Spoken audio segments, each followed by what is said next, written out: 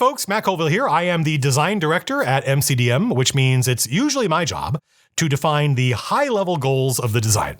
Whatever we're working on, we start by saying, what kind of box should this fit into? You know, what it should be and what it should not be. For instance, on the talent, I said, you should be able to cast spells in D&D without spell slots. You make a roll based on how hard the spell is, and if you fail, you still cast the spell, you just accumulate strain, and that debuffs you. But it doesn't debuff your ability to cast spells, so it's not a death spiral. And this does the same thing as spell slots. It limits how often you can cast, but it's just way more fun. And then what you're doing as a player sounds more like what your character is doing. You're managing strain. Then James Introcaso, our lead designer, is in charge of figuring out, okay, how do we do that?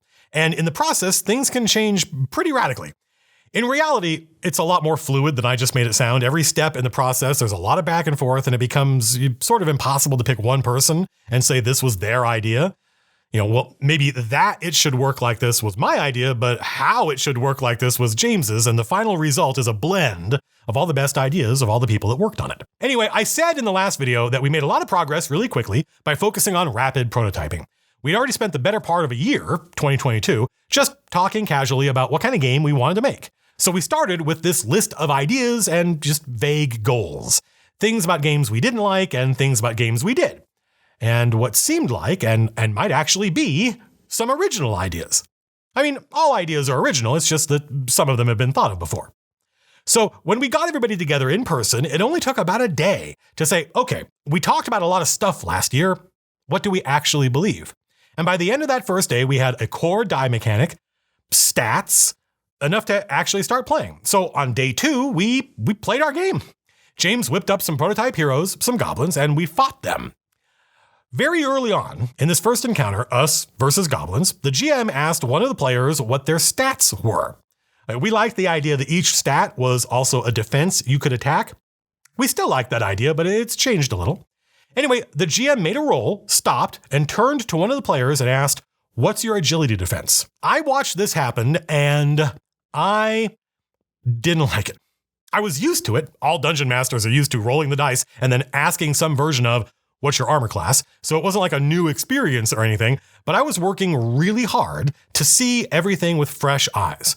Stop taking things like that for granted. So that basic idea that I attack with one of my stats, like might, and you avoid being attacked with one of your stats, like agility, made perfect sense. Now, that's not how our game works right now, but it's how it worked for a little while back in January. It had the virtue of being easy to explain. Even somebody who had never played an RPG before would probably understand why having a high agility means it's harder for the tactician to hit you with their sword. But it meant the GM has to stop what they're doing, turn to another player, and ask for some information. What's your agility? I mean, I think of us mostly just say, I hit an AC of 16 or whatever, but it's the same thing. You have to stop what you're doing, rolling to hit, and confer with another player. Wait for an answer before you can proceed to what you really want to be doing, which is rolling damage. This creates this annoying stop and go traffic experience. I'm trying to take my turn. My goblin is trying to do something cool. Can I just do it, please? Can I just see whether or not it works so I can narrate the result and move on to the next goblin? No, you need to stop and consult another player who might be in the middle of a conversation or out getting a slice of pizza or whatever.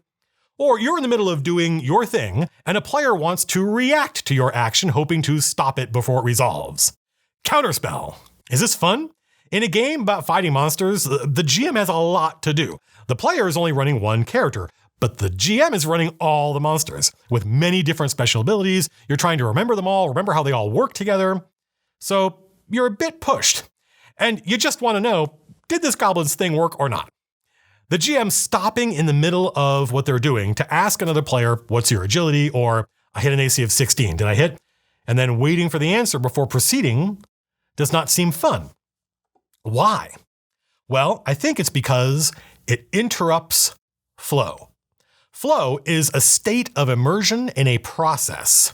You know what you want to do, you have the tools to achieve it, so you just follow the process and you get your result. Flow does not mean every result is positive. No, it just means I have a process I can follow, I understand it, and it becomes fluid. It feels effortless. It just works. Figuring out did I hit or not is easy. So how might this work at the table? In a fighting monsters game, how do you preserve flow? Well, very close to the end of the day, we thought, what if, instead of characters attacking each other's defenses, your options in combat all just had different difficulties?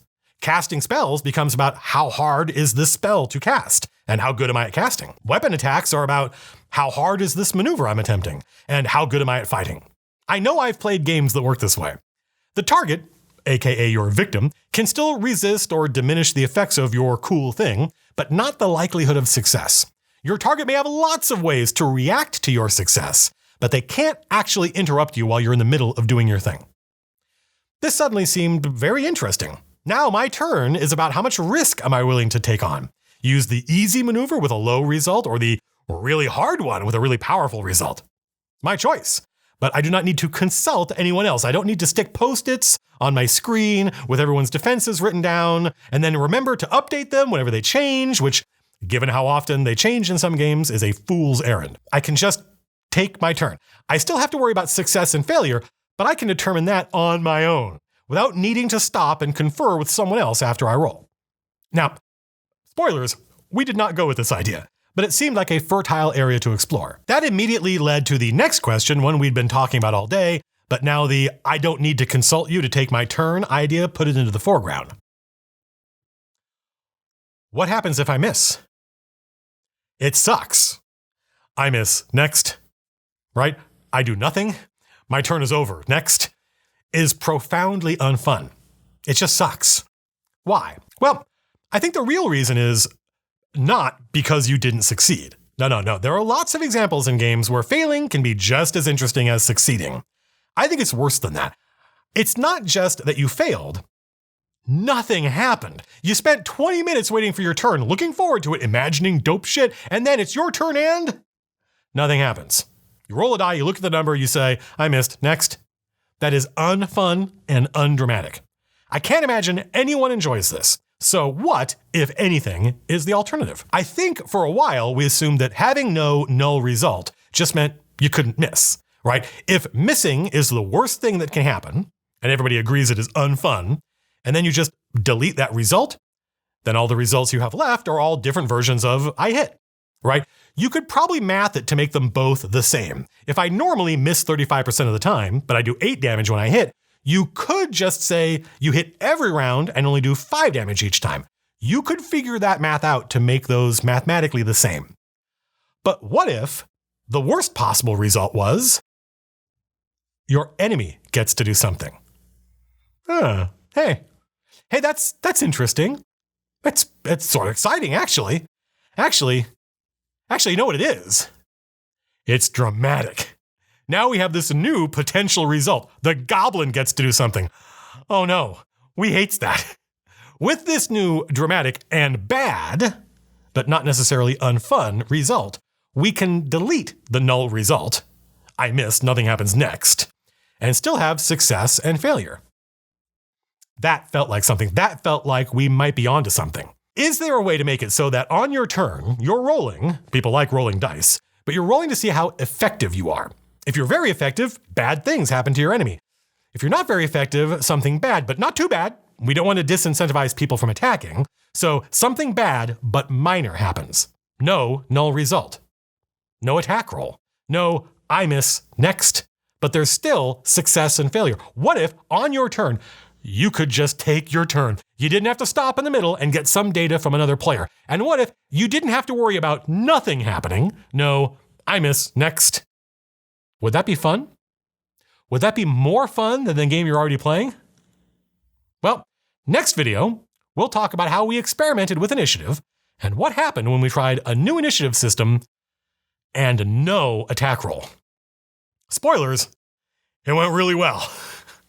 If you don't want to wait for the next video, head over to our Patreon where we've blogged about all of this stuff in great detail.